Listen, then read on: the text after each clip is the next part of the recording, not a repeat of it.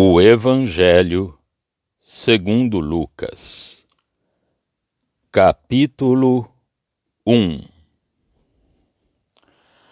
Tendo, pois, muitos empreendido pôr em ordem a narração dos fatos que entre nós se cumpriram, segundo nos transmitiram os mesmos que os presenciaram desde o princípio, e foram ministros da palavra, pareceu-me também a mim conveniente descrevê-los a ti, ó excelente Teófilo, por sua ordem, havendo-me já informado minuciosamente de tudo desde o princípio, para que conheças a certeza das coisas de que já estás informado. Existiu no tempo de Herodes, rei da Judéia, um sacerdote chamado Zacarias, da ordem de Abias, e cuja mulher era das filhas de Arão, e o seu nome era Isabel. E eram ambos justos perante Deus, andando sem repreensão em todos os mandamentos e preceitos do Senhor. E não tinham filhos, porque Isabel era estéril, e ambos eram avançados em idade. E aconteceu que, exercendo ele o sacerdócio diante de Deus, na ordem da sua turma, segundo o costume sacerdotal, coube-lhe em sorte entrar no templo do Senhor para oferecer o incenso. E toda a multidão do povo estava fora, orando à hora do incenso. E um anjo do Senhor lhe apareceu, posto em pé à direita do altar do incenso. E Zacarias, vendo-o, turbou-se e caiu o temor sobre ele. Mas o anjo lhe disse: Zacarias, não temas, porque a tua oração foi ouvida, e Isabel, tua mulher, dará à luz um filho, e por-lhe-ás o nome de João.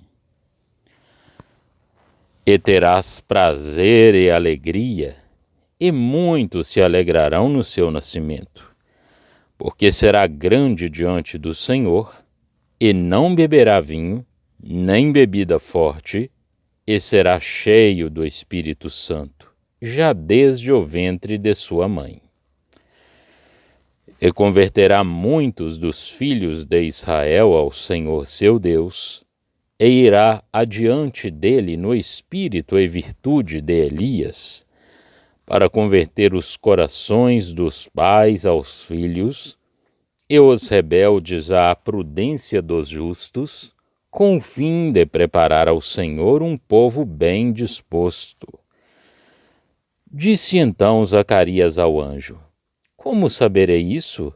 Pois eu já sou velho e minha mulher avançada em idade.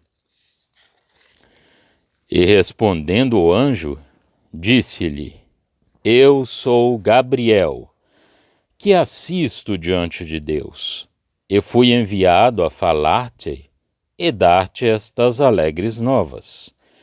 E eis que ficarás mudo, e não poderás falar até ao dia em que estas coisas aconteçam, porquanto não creste nas minhas palavras, que a seu tempo se hão de cumprir. E o povo estava esperando a Zacarias, e maravilhava-se de que tanto se demorasse no templo. E saindo ele, não lhes podia falar. E entenderam que tinha tido uma visão no templo. E falava por acenos, e ficou mudo. E sucedeu que, terminados os dias de seu ministério, voltou para sua casa. E depois daqueles dias, Isabel, sua mulher, concebeu, e por 5 meses se ocultou, dizendo: Assim me fez o Senhor, nos dias em que atentou em mim, para destruir o meu opróbrio entre os homens. E no 6º mês, foi o anjo Gabriel enviado por Deus a uma cidade da Galileia, chamada Nazaré, a uma virgem desposada com um homem, cujo nome era José, da casa de Davi, e o nome da virgem era Maria. E entrando o anjo aonde ela estava, disse: Salve, agraciada! O Senhor é contigo, bendita és tu entre as mulheres. E vendo-o ela, turbou-se muito com aquelas palavras, e considerava que saudação seria esta. Disse-lhe então o anjo: Maria, não temas, porque achaste graça diante de Deus. Eis que em teu ventre conceberás e darás à luz um filho, e por-lhe-ás o nome de Jesus.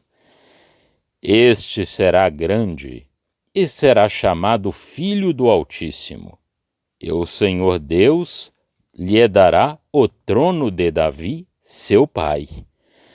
E reinará eternamente na casa de Jacó, e o seu reino não terá fim.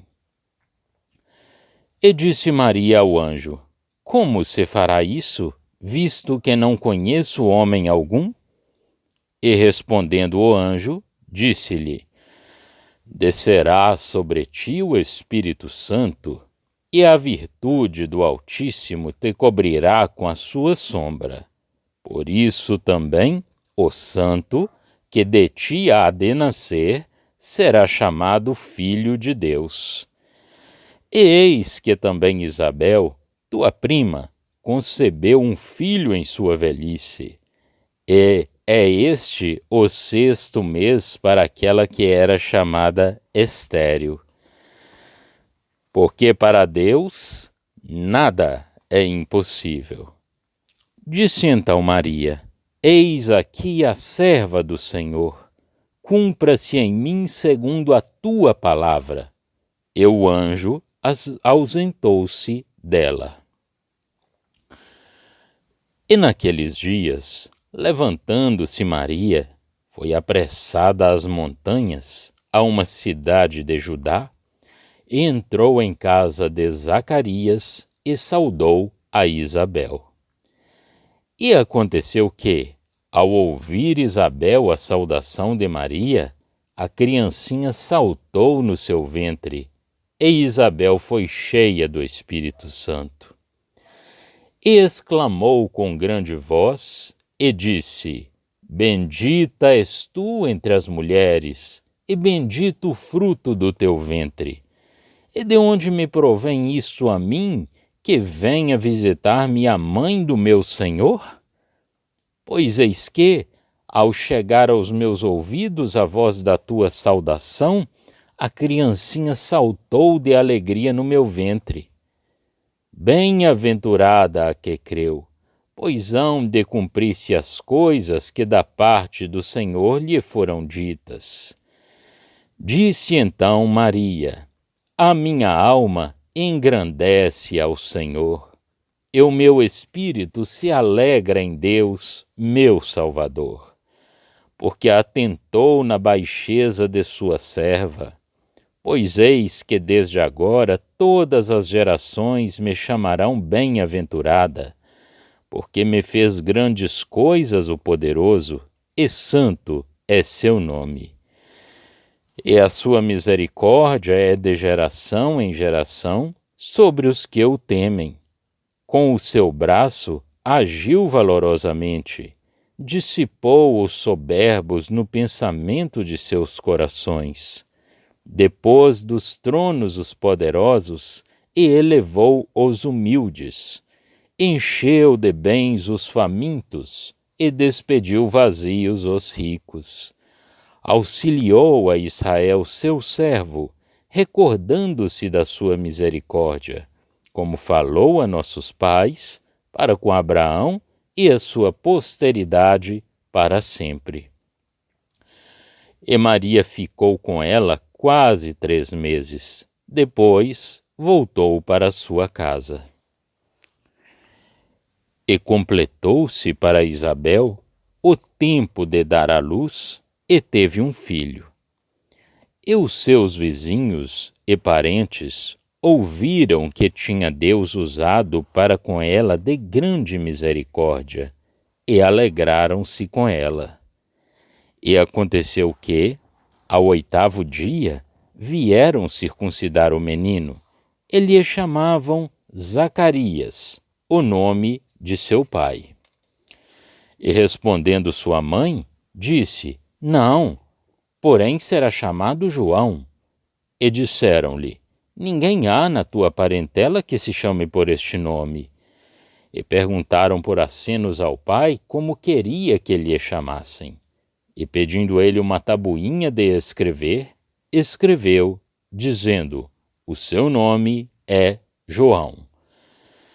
E todos se maravilharam. E logo a boca se lhe abriu, e a língua se lhe soltou, e falava, louvando a Deus. E veio temor sobre todos os seus vizinhos, e em todas as montanhas da Judéia foram divulgadas todas estas coisas. E todos os que as ouviam, as conservavam em seus corações, dizendo: Quem será, pois, este menino? E a mão do Senhor estava com ele. E Zacarias, seu pai, foi cheio do Espírito Santo e profetizou, dizendo: Bendito o Senhor, Deus de Israel, porque visitou e remiu o seu povo, e nos levantou uma salvação poderosa na casa de Davi, seu servo. Como falou pela boca dos seus santos profetas, desde o princípio do mundo, para nos livrar dos nossos inimigos e da mão de todos os que nos odeiam, para manifestar misericórdia a nossos pais e lembrar-se da sua santa aliança e do juramento que jurou a Abraão, nosso pai, de conceder-nos que, libertados da mão de nossos inimigos, servi-lo-íamos sem temor, em santidade e justiça perante ele, todos os dias da nossa vida. E tu, ó menino, serás chamado profeta do Altíssimo, porque hás de ir ante a face do Senhor, a preparar os seus caminhos, para dar ao seu povo conhecimento da salvação na remissão dos seus pecados. Pelas entranhas da misericórdia do nosso Deus, com que o Oriente do Alto nos visitou, para iluminar os que estão assentados em trevas e na sombra da morte, a fim de dirigir os nossos pés pelo caminho da paz. E o menino crescia e se robustecia em espírito, e esteve nos desertos até ao dia em que havia de mostrar-se a Israel. Lucas. Introdução. O nosso bendito Salvador é-nos apresentado em Lucas sob o caráter de Filho do Homem, manifestando o poder de Deus em graça no meio dos homens. É por isso que este Evangelho faz mais menção da ação presente da graça e dos seus efeitos, e traz mesmo a profecia para o tempo presente. Não o substitui, como em Mateus, por outras dispensações, mas enche-o da graça celeste que salva. No princípio, sem dúvida, e precisamente porque ele devia ser revelado como homem e em graça para com os homens, vemo-lo numa espécie de prefácio, em que nos é dado um delicioso quadro do remanescente piedoso, apresentado a Israel, ao qual ele tinha sido prometido, em relação com o qual, segundo a carne, se colocou pelo seu nascimento neste mundo. Mas em seguida, este evangelho apresenta-nos princípios morais que se aplicam ao homem, qualquer que ele seja, manifestando sempre, no meio do povo e de diversas maneiras, este poder de Deus em graça, na sua aplicação às necessidades dos homens. Depois da transfiguração, que é narrada em Lucas mais cedo do que nos outros evangelhos, encontramos o julgamento daqueles que rejeitaram Jesus e o caráter celeste da graça que, visto ser graça, se dirige às nações, aos pecadores, sem dizer particularmente respeito aos judeus, derrubando assim os princípios legais pelos quais estes pretendiam estar em relação com Deus.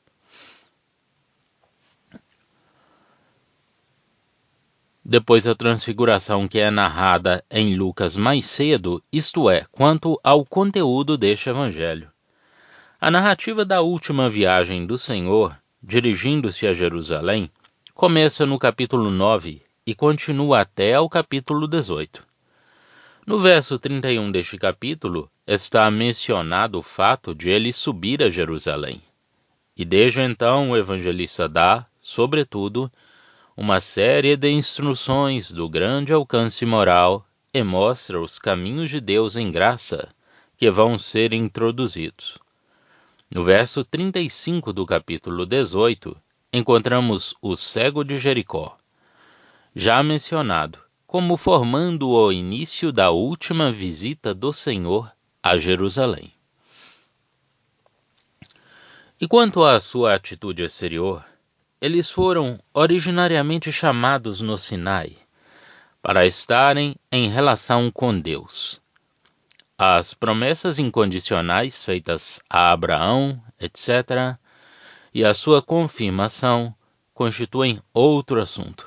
Serão cumpridas em graça e até lá deviam ser obtidas pela fé. O que devia acontecer a esse povo, segundo o justo governo de Deus, é-nos anunciado em seguida. E ao fim, encontramos a narração da morte e da ressurreição do Salvador, acontecimentos que cumprem a obra da redenção. É de notar que Lucas, que no aspecto moral põe de parte o sistema judaico para estabelecer as relações do homem com Deus, sobre a base da revelação do próprio Deus, dá, muito mais do que os outros evangelistas, maior desenvolvimento à narração dos fatos que se ligam às relações de Jesus com os judeus. É ele quem introduz o Filho do Homem, como homem, perante Deus, segundo o coração de Deus, cheio de toda a plenitude de Deus, Deus habitando nele corporalmente. O homem perante Deus, segundo o coração de Deus, Jesus, e mediador entre o homem e Deus, e centro de uma esfera moral muito mais vasta que a do Messias entre os judeus. E é essencialmente dessas novas relações, verdadeiramente antigas nos planos de Deus, que Lucas se ocupa. Todavia, encontraremos nos primeiros capítulos do seu Evangelho muito mais detalhes que em qualquer outro lugar acerca da entrada de Jesus no meio dos judeus, representados pelo piedoso remanescente desse povo, quando ele se fez carne, assim como os fatos que se sucederam nessa época, fatos próprios para servirem a esse povo de provas da missão de Jesus ao vir a este mundo e atraírem a atenção deles, de modo a fixá-la no menino que lhes era nascido. É preciso acrescentar que o que caracteriza a narração de Lucas e dá um interesse especial a esse evangelho é o fato de ele nos apresentar Cristo tal como ele é mesmo, e não a sua glória oficial ou uma posição relativa tomada por ele, nem a revelação da sua natureza divina em si mesma ou a sua missão, como sendo o grande profeta. É ele, tal como era, homem sobre a terra, a pessoa que eu teria encontrado todos os dias se nesse tempo tivesse vivido na Judéia ou na Galiléia. Acrescentarei ainda uma observação acerca do estilo de Lucas, que poderá facilitar ao leitor o estudo deste evangelho. Condensa frequentemente uma quantidade de fato numa curta narração geral e desenvolve em seguida um fato isolado, onde são expostos os princípios morais e a graça. Lucas, capítulo 1. Vários tinham tentado já a narrativa dos fatos que eram historicamente recebidos entre os cristãos, de acordo com o que os discípulos do Senhor lhes tinham contado.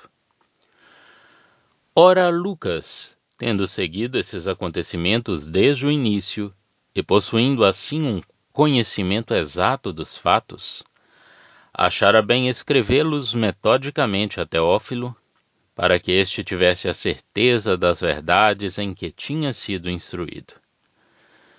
Foi assim que Deus providenciou para a instrução de toda a Igreja, pela doutrina contida no quadro da vida de Jesus, que nós devemos a este homem de Deus que, movido pessoalmente por motivos cristãos, foi dirigido e inspirado pelo Espírito Santo para o bem de todos os crentes. A união dos motivos da inspiração, que os incrédulos têm querido pôr em contradição, encontra-se em todas as páginas da Palavra de Deus. Além disso, as duas coisas só são incompatíveis no espírito mesquinho daqueles que não conhecem os caminhos de Deus. Acaso não pode Deus dar motivos, e por esses mesmos motivos, obrigar o homem a empreender determinada obra e depois dirigi-lo perfeita e absolutamente em tudo o que ele faz? E ainda que tivesse sido um pensamento estritamente humano, o que eu não creio, se Deus o aprovasse, não podia ele velar pela sua execução, para que o resultado fosse inteiramente de acordo com a sua vontade? No verso 5, o evangelista começa pela exposição das primeiras revelações do Espírito de Deus relativas a esses acontecimentos. Acontecimentos de que o estado do povo de Deus e o estado do mundo dependiam inteiramente, e nos quais Deus havia de ser glorificado por toda a eternidade. A narrativa leva-nos em seguida para a atmosfera judaica, para o meio de instituições judaicas. São as ordenanças judias do Antigo Testamento, os pensamentos e a expectativa que aí se reatam, que formam o quadro em que o grande e solene acontecimento é colocado. Herodes, rei da Judéia, fornece-nos a data. E a um dos principais sacerdotes, de uma das 24 classes, homem justo e íntegro, que encontramos ao iniciarmos os primeiros passos do nosso estudo. A sua mulher era das filhas de Arão, e ambos justos diante de Deus, vivendo irrepreensivelmente em todos os preceitos e mandamentos do Senhor. Tudo neles estava em ordem diante de Deus, tudo de acordo com a sua lei, segundo a concepção judaica. No entanto, não gozavam da bênção desejada por todo judeu, não tinham filhos. Era, porém, vulgar, no governo do seu povo, o Senhor realizar a sua bênção, manifestando precisamente a fraqueza do instrumento de que se servia. Fraqueza que, neste caso, e, segundo o conhecimento humano, tirava toda a esperança, deixando apenas lugar à fé. Tal tinha sido a história de Sara, de Rebeca, de Ana e de outras, de que a palavra de Deus nos fala, para nos instruir nos caminhos do Senhor. Esta bênção, objeto das súplicas frequentemente elevadas a Deus pelo piedoso sacerdote, não lhe tinha sido concedida até então. Tardava o acolhimento favorável à sua petição. Mas agora, quando, no momento de exercer o seu ministério regular, Zacarias se aproxima para oferecer um incenso que, segundo a lei, devia subir, figura da intercessão do Senhor, como um perfume diante de Deus. E enquanto o povo orava fora do lugar santo, o anjo do Senhor apresenta-se ao sacerdote, à direita do altar do incenso, versos 8 e seguintes. À vista desse glorioso personagem, Zacarias perturbou-se e apoderou-se dele o temor. Mas o anjo encoraja-o, declarando-lhe que é portador de boas notícias e dando-lhe a conhecer o favorável acolhimento das suas preces. Por longo tempo, na aparência, inutilmente apresentadas a Deus. Zacarias, não temas, porque as tuas súplicas foram ouvidas, e tua mulher, Isabel, te dará à luz um filho, a quem darás o nome de João. Ele será para ti motivo de prazer e de alegria, e muitos se regozijarão com o seu nascimento, que será, para eles, motivo de ações de graças. Mas não é somente como filho de Zacarias que este menino devia alegrar os corações de muitos. O Senhor o deu a Zacarias, mas ele será grande diante do Senhor. Será nazarita, isto é, consagrado ao Senhor, e cheio do Espírito Santo desde o ventre materno. Também converterá muitos dos filhos de Israel ao Senhor seu Deus, e irá diante dele no espírito de Elias e com o mesmo poder, para restabelecer em Israel, mesmo nas suas origens, a ordem moral, para converter os desobedientes à prudência dos justos e para habilitar para o Senhor um povo bem preparado. O espírito de Elias era um zelo firme e ardente para a glória do Senhor e para o restabelecimento, pelo arrependimento, das relações de Israel com ele. O coração de João estava presente nessa ligação do povo com seu Deus, segundo a força e a glória dessa mesma união, mas no sentimento do estado de decadência do povo e de acordo com os direitos de Deus que se prendiam a essas mesmas relações.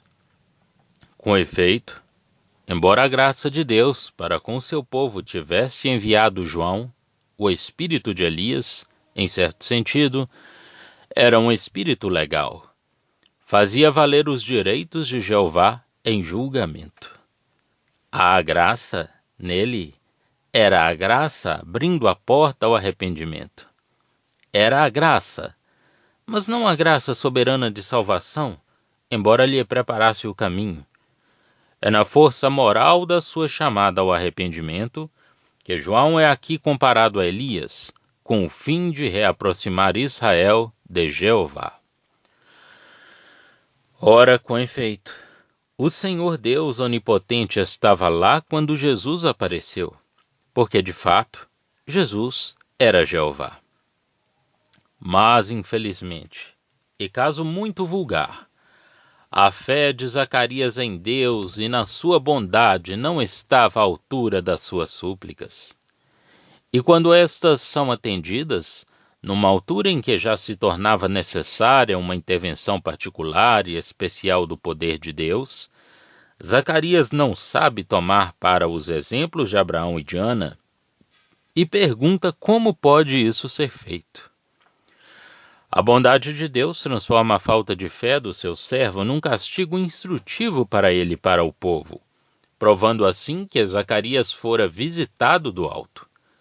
Zacarias ficará mudo, até que se cumpra a palavra do Senhor.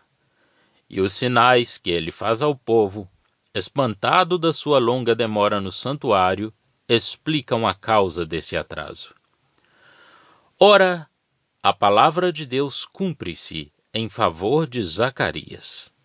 E Isabel, reconhecendo que a mão do Senhor a tinha abençoado, esconde-se com a prudência que se unia à sua devoção. A graça que a abençoava não a tornava insensível ao que constituía uma vergonha em Israel, e que, embora tirada, deixava sempre, aos olhos dos homens, alguns traços desse opróbrio, ainda que nas circunstâncias sobrenaturais da bênção que lhe era concedida. Havia nisso uma justeza de sentimentos convenientes a uma santa mulher. Mas o que, com justiça, se esconde ao homem, tem todo o seu valor diante de Deus, e assim Isabel é visitada no seu retiro pela mãe do Senhor. Aqui o cenário muda, para o próprio Senhor se introduzir nessa cena maravilhosa que se desenrola perante os nossos olhos. Deus, que já antes tinha preparado tudo, envia agora o seu anjo para anunciar a Maria o nascimento do Salvador. Num lugar de onde menos se esperava, e cuja fala bastava aos olhos do mundo para a condenação daqueles que de lá saíam, uma jovem, desconhecida de quase todos, estava noiva de um pobre carpinteiro. Maria era o seu nome. Era grande a perturbação em Israel, porque o carpinteiro era da casa de Davi. As promessas de Deus, que nunca as esquece nem menospreza aqueles que delas são objeto, encontravam ali o lugar do seu cumprimento. Aqui o poder e os afetos de Deus são dirigidos de acordo com a sua energia divina. Que importava que Nazaré fosse grande ou pequena, a não ser para mostrar que Deus não se confia ao homem e que é ao homem que deve confiar-se a Deus? Gabriel é, portanto, enviado a Nazaré, a uma virgem desposada com certo homem da casa de Davi, cujo nome era José. O dom de João a Zacarias fora uma resposta às suas orações. Deus era fiel à sua bondade para com um povo que a ele se confiasse. Mas aqui há algo mais. Aqui há uma visitação da graça soberana. Maria, vaso escolhido, tinha encontrado graça aos olhos de Deus. Era, pois, favorecida pela graça soberana, a bendita entre as mulheres. Em grego, as expressões achaste graça e favorecida pela graça não têm, de modo nenhum, o mesmo significado. Pessoalmente, Maria tinha achado graça, de modo que ela não devia temer. Mas Deus, no seu supremo poder, tinha-lhe concedido esta graça, este favor imenso de ser a mãe do Senhor. Nisso, ela era o objeto do soberano favor de Deus. Ela devia conceber e dar à luz um filho, a quem poria o nome de Jesus. Eis que conceberás, e darás à luz um filho, a quem chamarás pelo nome de Jesus. Este será grande, e será chamado Filho do Altíssimo. Deus, o Senhor, lhe dará o trono de Davi, seu pai. Ele reinará para sempre sobre a casa de Jacó, e o seu reinado não terá fim. Note-se que o assunto colocado aqui, pelo Espírito Santo, perante os nossos olhos, é o nascimento do menino, tal como ele havia de ser aqui, neste mundo, tal como ele havia de ser, nascido de Maria. O ensinamento que nos é dado sobre este ponto pelo Espírito Santo está dividido em duas partes. Uma concernente ao menino que havia de nascer, e a outra relativa ao modo da sua concepção e à glória que daí havia de vir.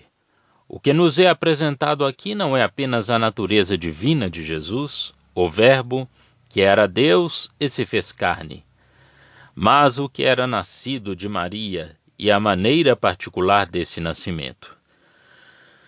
Sabemos bem que é deste mesmo precioso e divino Salvador, proclamado pelo apóstolo João, que trata o Evangelho segundo Lucas, mas ele é-nos aqui apresentado sob outro aspecto, de um infinito interesse para nós, e devemos considerá-lo tendo em mente o dia em que o Espírito Santo o mostra como nascido da Virgem Maria neste vale de lágrimas. Ocupemo-nos em primeiro lugar dos versos 31 a 33. Aquele que era anunciado pelo anjo era um menino verdadeiramente concebido no seio de Maria, que o deu à luz no tempo regulado para a natureza humana pelo próprio Deus. E ela trouxe-o no seu ventre até o fim do tempo normal para o dar à luz. Mas isto ainda não nos diz nada do como ou da maneira como. É o próprio fato que nos é revelado. Fato, para nós, de extrema importância, impossível de enxergar ou de medir. Ele era real e verdadeiramente homem, nascido, como nós, de uma mulher. Não quanto à origem, nem quanto à maneira da sua concepção, de que não falamos ainda, mas quanto à realidade da sua existência como homem. Ele era uma pessoa verdadeira e realmente humana. Repitamo-lo ainda uma vez. Mas são também relatados outros fatos que se ligam à pessoa daquele que deve nascer. O seu nome será Jesus, isto é, Jeová, o Salvador. E ele será manifestado nesse caráter e com esse poder, porque ele era, efetivamente, aquele cujo nome usava. Isso não está ligado ao fato que ele salvará o seu povo dos pecados deles, como em Mateus, onde se encontra a manifestação do poder de Jeová, o Deus de Israel, a esse povo, e o cumprimento das promessas que lhe foram feitas. Aqui nós vemos que Jesus tem direito a esse nome, mas o título divino fica escondido sob a forma de um nome pessoal, porque aquele que Lucas nos apresenta é o Filho do Homem, fosse qual fosse o seu poder divino. Em seguida, e segundo as palavras do anjo, aquele que nascia seria grande, e nascido neste mundo seria chamado o Filho do Altíssimo. Antes que o mundo existisse, ele era o Filho do Pai, mas nascido neste mundo, esse menino, tal como ele havia de ser aqui, na terra, seria chamado Filho do Altíssimo, título que ele demonstraria ter o direito de usar, quer pelos seus atos, quer por tudo que manifestaria quem ele era. Pensamento precioso este, e cheio de glória para nós. Um menino nascido de uma mulher goza com pleno direito desse nome sumamente glorioso para quem tinha a posição de homem e era realmente Deus. Mas aquele que havia de nascer, ligavam-se ainda a outros fatos. Deus lhe dará o trono de Davi, seu pai. E de novo vemos bem aqui, é considerado como homem, nascido neste mundo. O trono de Davi, seu pai, pertence-lhe. Deus lhe dará. É por direito de nascimento, herdeiro das promessas terrestres que, quanto à realeza, se concentravam na família de Davi. Mas isso será feito segundo os desígnios e o poder de Deus. Ele reinará sobre a casa de Jacó, e não apenas sobre a Judéia e na fraqueza de um poder passageiro e de uma vida efêmera. Reinará para sempre, e o seu reino não terá fim. Com efeito, como Daniel dissera, Daniel 2:44, esse reino nunca será destruído, e de modo nenhum passará a outro povo. Será estabelecido segundo os desígnios de Deus, que não mudam. segundo o seu poder, que nunca falha. Jesus exerce uma indiscutível realeza até entregar o reino a Deus Pai, o que sucederá quando tudo estiver cumprido. Mas a glória real do Pai não será nunca deslustrada em suas mãos. Tal seria o menino que ia nascer. Esse menino nascido de uma maneira verdadeiramente miraculosa como homem. Para aquele que sabia compreender o seu nome, Jesus era Jeová, o Salvador, e ele reinaria sobre a casa de Jacó, segundo um poder que nunca enfraqueceria nem faltaria, até que, como tal, se fundisse com o eterno poder de Deus. O grande assunto da revelação dada pelo anjo a Maria é que o menino seria concebido e nascido, acrescentando ainda que a glória lhe pertence sendo nascido. Mas é o ato da concepção que Maria não compreende. E Deus permite-lhe perguntar ao anjo como teria isso lugar. A pergunta de Maria estava de acordo com a vontade de Deus. Eu não creio que houvesse aqui falta de fé. Zacarias tinha frequentemente pedido um filho, e não se tratava aqui senão do poder e da bondade de Deus para atender aos seus desejos.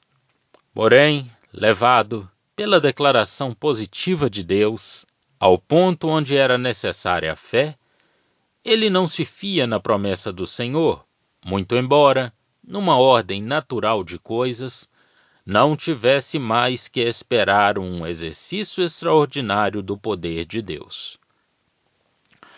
Mas Maria pergunta, com santa confiança, visto Deus assim a favorecer, como se cumpriria, fora da ordem natural, a maravilha que lhe era anunciada. Mas do seu cumprimento ela não duvida. Ela diz, bem-aventurada é aquela que creu. Pergunta apenas o como daquilo que lhe é anunciado e que se cumprirá, visto o dever fazer-se fora da ordem da natureza. Então o anjo prossegue a sua missão, comunicando a Maria a resposta de Deus a essa questão, que foi uma oportunidade de nos revelar a concepção miraculosa de Jesus. Tratava-se do seu nascimento da Virgem Maria, e era disso que o anjo falava. O Senhor Jesus era Deus e era homem. Esta pessoa assim nascida, e nascida da Virgem Maria, que aqui andou, na terra, era Deus, e tornou-se homem, sem deixar de ser, ao mesmo tempo, Deus e homem verdadeiro. No entanto, não é bem isso que nos é especialmente exposto aqui, mas sim o modo da sua concepção. Não se trata do que era antes, mas sim da concepção miraculosa daquele que é nascido, tal como ele foi neste mundo. De acordo com as palavras do anjo, o Espírito Santo viria sobre Maria e agiria em poder sobre esse vaso de terra, sem a vontade deste nem a de nenhum homem. Deus é, portanto, a origem da vida do menino prometido a Maria, no que respeita ao ser nascido neste mundo. E pelo seu poder este menino saiu do seio de Maria, desta mulher eleita de Deus. Descerá sobre ti o Espírito Santo, e o poder do Altíssimo te envolverá com a sua sombra. Por isso também o ente santo, que há de nascer, será chamado Filho de Deus. Santo por seu nascimento, concebido pela intervenção do poder de Deus, agindo sobre Maria, poder que era o princípio divino da sua existência aqui, neste mundo. Aquele que começaria assim a sua existência, esse fruto do seio de Maria, teria, nesse mesmo sentido, o título de Filho de Deus. Este santo ente, que seria nascido de Maria, seria chamado o Filho de Deus. Todavia, não está aqui a doutrina da relação eterna do Filho com o Pai. O Evangelho segundo João, a Epístola aos Hebreus, a Epístola aos Colossenses comprovam esta preciosa verdade e assinalam a sua importância. Mas aqui é o que é nascido em virtude da concepção miraculosa que nessa qualidade é chamado Filho de Deus. Em seguida, o anjo anuncia a Maria a bênção de Isabel pela onipotência de Deus. E perante a vontade de seu Deus, Maria inclina-se submissa aos seus desígnios, como vaso do seu cumprimento, reconhecendo nesses desígnios uma elevação que não lhe deixava a ela, seu passivo instrumento, senão o lugar da sua submissão ao que Deus queria. Era a sua glória pelo favor de Deus. Mas convinha que sinais e maravilhas acompanhassem e prestassem um justo testemunho a esta intervenção miraculosa de Deus. A comunicação do anjo não fica sem fruto no coração de Maria, e numa visita a Isabel, ela vai reconhecer esses maravilhosos caminhos de Deus.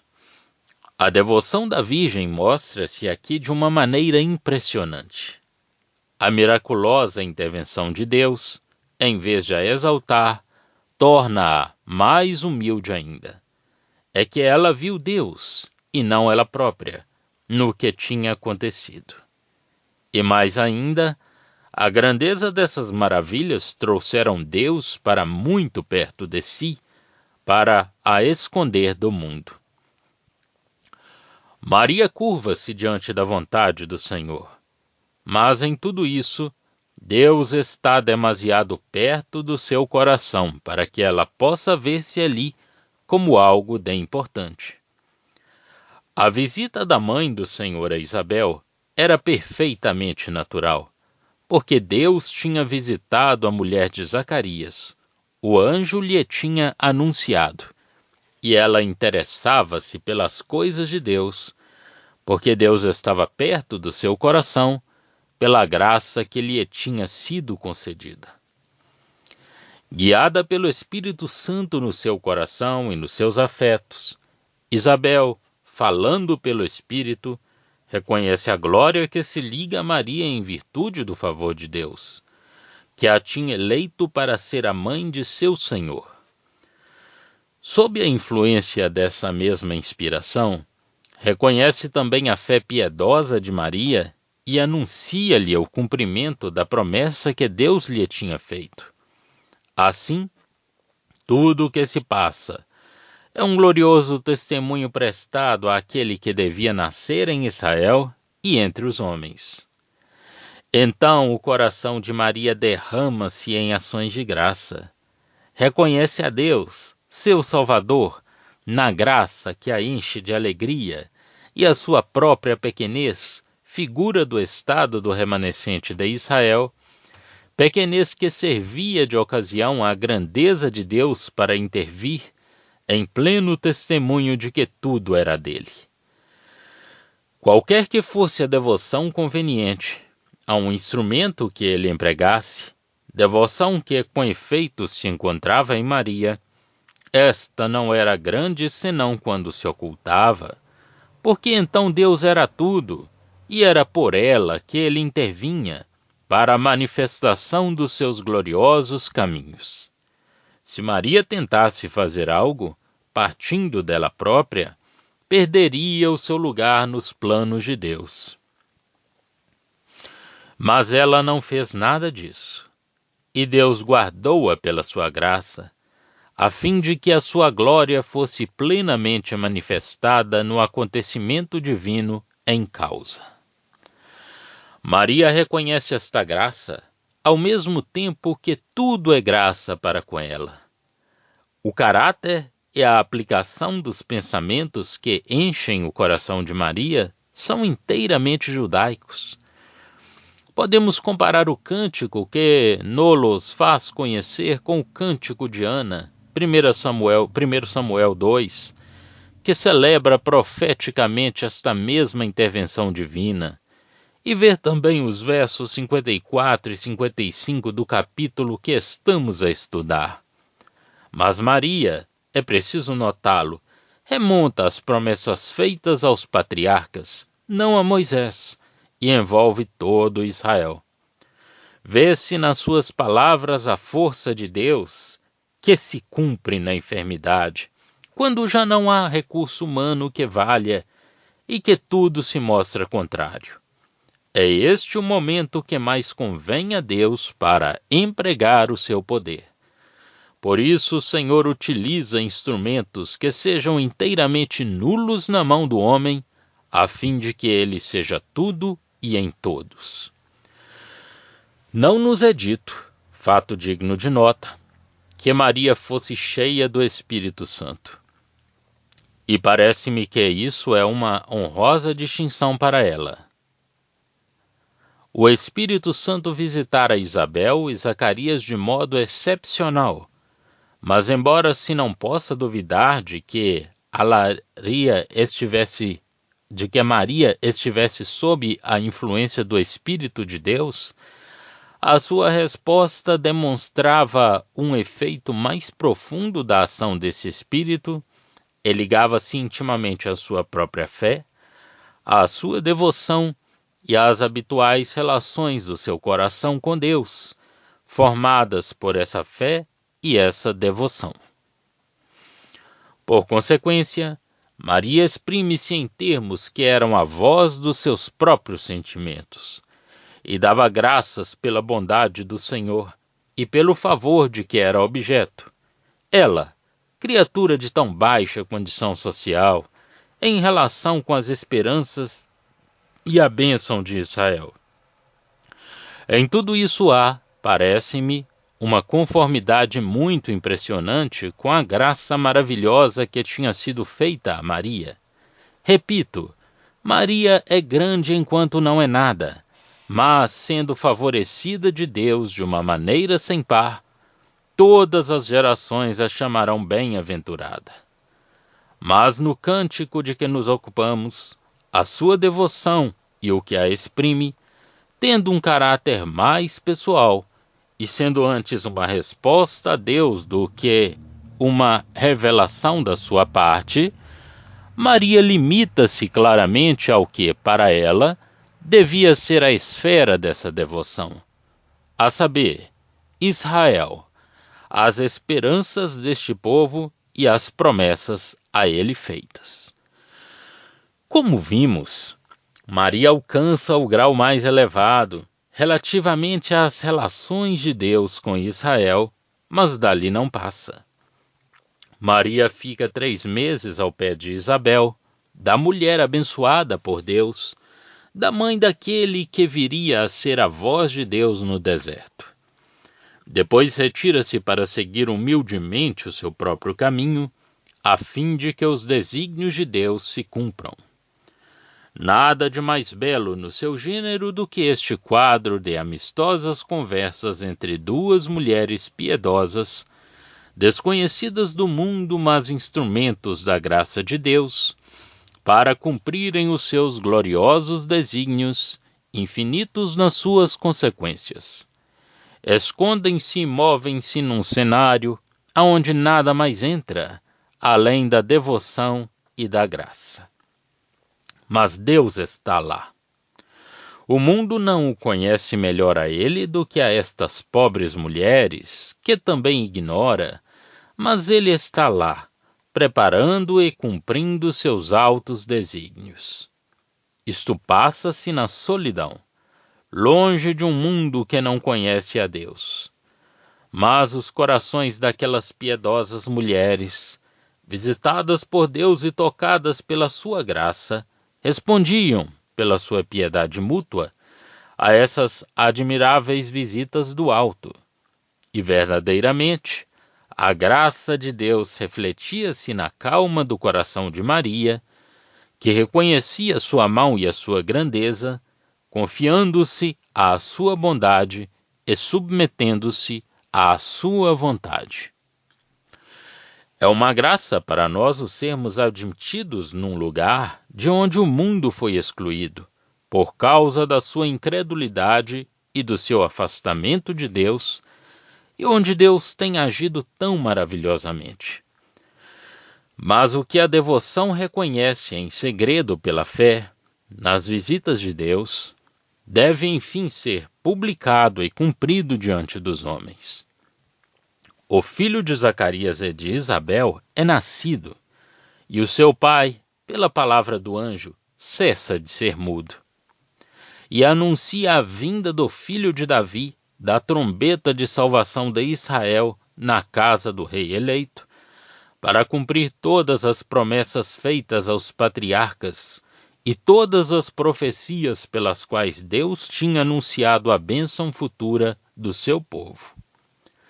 O filho que Deus deu a Zacarias e a Isabel irá adiante da face de Jeová para lhe preparar o caminho, porque o filho de Davi é o Jeová que vem, segundo as promessas e a palavra pela qual Deus tinha anunciado a manifestação da sua glória.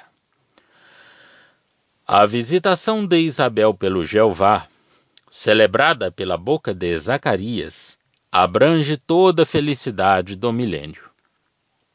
E essa felicidade está intimamente ligada com a presença de Jesus sobre a terra, trazendo-a na sua pessoa, sendo dela o centro e a segurança.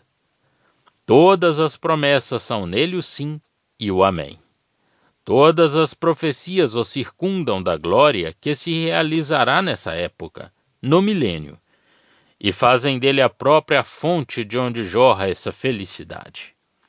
Abraão alegrou-se ao ver o dia glorioso de Cristo. E o que sempre faz o Espírito Santo, quando se trata do cumprimento da promessa em poder, avança até ao pleno efeito que Deus opera no fim. A diferença existente aqui é que já não se trata de alegrias anunciadas para um futuro distante, quando para tal o Cristo tivesse nascido, quando o menino tivesse nascido, para trazer ao seu povo esses dias de regozijo. Tempos ainda obscuros por causa da distância que se encontrariam. Agora o Cristo está ali, mesmo à porta, e é o efeito da sua presença que é celebrado. Nós sabemos que uma vez que ele foi rejeitado e que está por ora ausente, o cumprimento dessas promessas foi necessariamente posto de lado até o seu regresso. Mas, quando voltar, a sua presença trará consigo o cumprimento de tudo o que foi anunciado e que se liga com essa presença. Observemos, no entanto, que este primeiro capítulo se confina nos estritos limites das promessas feitas a Israel, isto é, aos patriarcas. Aí encontramos os sacerdotes, o Messias, o precursor deste, as promessas feitas a Abraão, a aliança da promessa e o juramento de Deus.